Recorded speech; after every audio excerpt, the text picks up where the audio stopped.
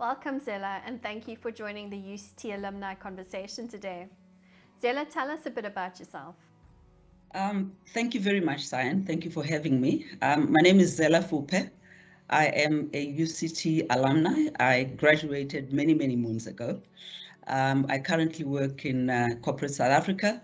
I am responsible for corporate governance, but my true and real passion is governance and ethics. Wonderful. And I'm based in Johannesburg. Fantastic. Lovely to have you with us today. Zellah, the Alumni Action Program, it's a clarion call for participation. What is it all about? This is an initiative that is aimed at the UCT community, and it is a broad community initiative, and it is aimed at providing mental health support to survivors of gender-based violence. It is aimed at students, and we are hoping at the beginning of the program to have mental health support for 25 survivors and being provided 8 sessions. That sounds fantastic. And Zellah, this is such a timely program.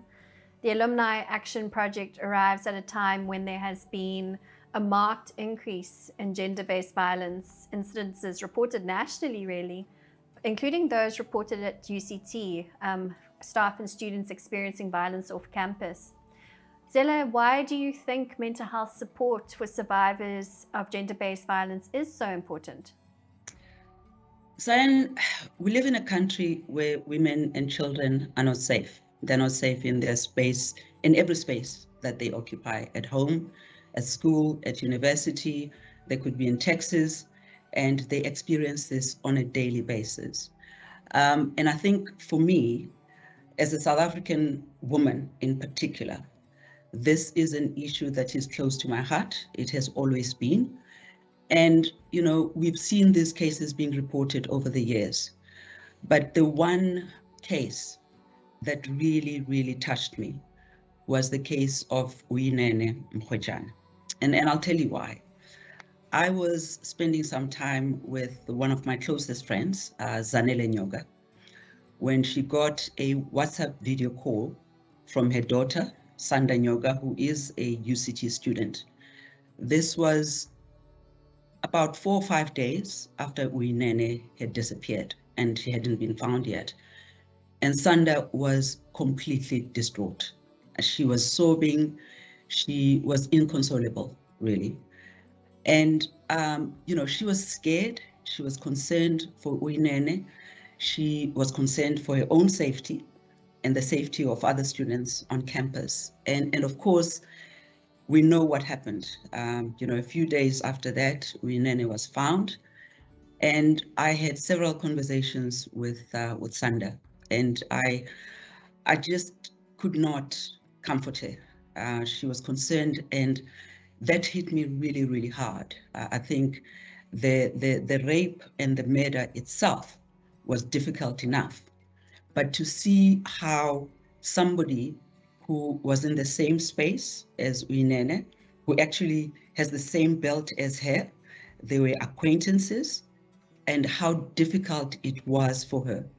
And I thought that, you know, if it's difficult for people who are not directly impacted, how much more difficult it is for survivors of this, who may not actually have the support that they require. So for me, the two go together. You know, if we're not able to help stop gender-based violence in this country, which clearly we've not been able to do to this day, the cases keep getting reported, I do think that we have a responsibility, a moral responsibility even, to provide the necessary support for those that have survived gender-based violence. So that's why I think this initiative is very important. Thanks, Zellah, and thanks for sharing that personal story with us. Over and above the personal inspiration to take action, you have also personally sponsored the first 25 psychological sessions for survivors. And through your engagement, the Mauberger Foundation has pledged a further 20 sessions for survivors, which ensures that this program is sustained for 45 survivors, which is a total of over 360 sessions. And I think that's a phenomenal achievement in such a short space of time. You've shared that gender-based violence survivors require dedicated resources over a long period of time to help rebuild their agency and their capacity so that they can move through life and move through their career trajectories. Why have you embarked on this project at UCT, Zellah? Okay. First of all, I'm an alumni, as I said. Secondly, because of what I've just shared, and primarily because of Sanda. I also have, my goddaughter is also a student at UCT. Her name is Thandi Legash. And I felt I wanted to do something that was personal. It didn't depend on anybody else. It depended on me and how I felt. And I felt that this is something that I needed to do. I also have to say that without Sanda, and without her mother encouraging me to do this, because it took me about 13 months of agonizing about this and trying to think about what it is that I can do. And one September evening last year, I came up with this idea. The first person I shared it with was Zanele, Sanda's mother, and the second person was Sanda, who was very enthusiastic, actually helped start the ball rolling in the discussions I subsequently had with UCT, and she continues to be a member of the project team. So for me, it's something that is important because it is a community thing. It speaks to our humanity. It speaks to, we don't leave anybody behind. It speaks to us seeing somebody in need and saying, what is it that I can do as an individual, and who are the people who can be part of my tribe to actually make this happen. So if you look at some of the research that's been done, Safer Spaces published an article a few years ago, which says that 12 to 13% of students are afraid to walk around campus at night. And this is more so for female students than it is for male students. The South African Human Sciences Research Council also published a study which they conducted, I think, between the years 2013 and 2017, where they actually say that students report, mental care issues, trauma related to gender-based violence. You also have to consider the fact that UCT is embarking on diversity and inclusion, and you have a very important part of that. And if you look at the incidence, the dropout rates for African and colored students in particular, it's markedly higher than it is for white and Indian students. And having been a student at UCT myself, and yes, of course, this was decades ago, I know how dislocated I felt.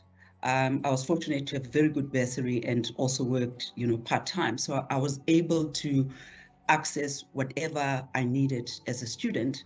I also had medical aid. So if I needed medical care of any nature, I was able to access that. Now, if you consider all of that and you think about students who come from underprivileged backgrounds, who do not have the financial means, who do not have medical aid, and they happen to be victims and survivors of gender-based violence, and they do not have the help that they require, that is beyond what the university is able to provide. That's why this is important for me. There are also economic consequences to gender-based violence. KPMG published a report which said that the impact of gender-based violence on this country's economy can go up to 1.3% of GDP. Now, if you use last year's figures, GDP figures, that's about 80 billion rand. Let's just stop and think about that. That is 80 billion rand. But more importantly, there's a human aspect to this. There are people in pain who may struggle to finish their degrees, who may have to postpone their graduation because they have to take leave of absence. They may have problems with interpersonal relationships. And sometimes even after they graduate, those problems actually persist beyond their university years. And I think the other thing that we probably don't talk about enough is the impact of unresolved trauma on families, on generations of families, because unresolved trauma has intergenerational impacts. And I think if you take all of that together, I do not see how we do not do this as a community. Thanks, Zellah. And certainly that's what makes this project so special, is the fact that there's an intergenerational aspect to the inspiration behind this project, but also that you're bringing together an entire tribe to respond to this call. And that's an extremely powerful motion. Zellah, how can other alumni become involved in this project? As I said, this is about community. It's about humanity. It's about the alumni of UCT living up to the values of UCT. So my call to anybody that is viewing this video is, if you are a psychologist that has trained in the disciplines that we are looking for, please sign up.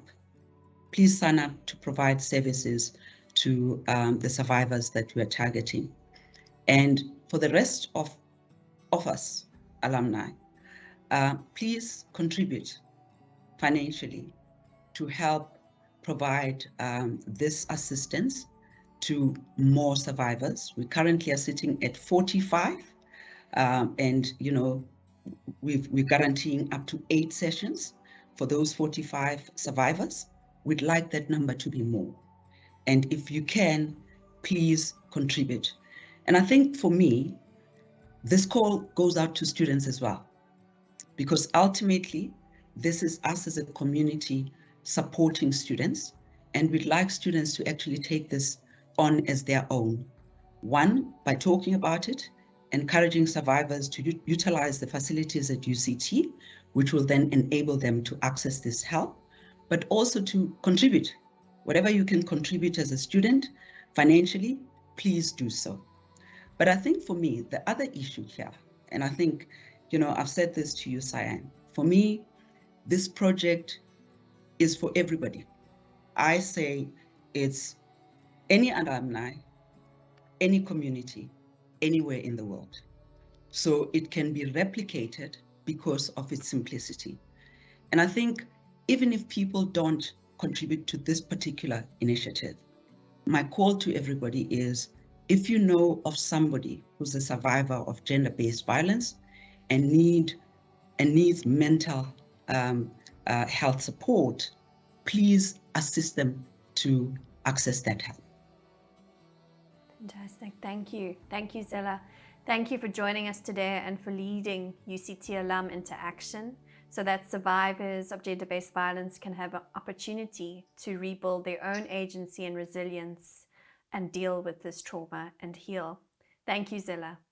Thank you very much, Sianne. And I'd like to thank UCT for partnering with Sunday and I on this, as well as you for being our project manager, quote unquote, as well as the colleagues that are on the project team and the other ones that are working behind the scenes to make this a reality. Thank you very much. Much appreciated. Thank you, Zellah. Go well. Gender-based violence affects any alumni, any community, anywhere in the world. UCT alum, here is your call to action. If you are a qualified psychologist in South Africa, please register to support survivors. Alternatively, you could please sponsor sessions for survivors so that they can access psychological services. Your participation will enable a survivor's academic success and healing.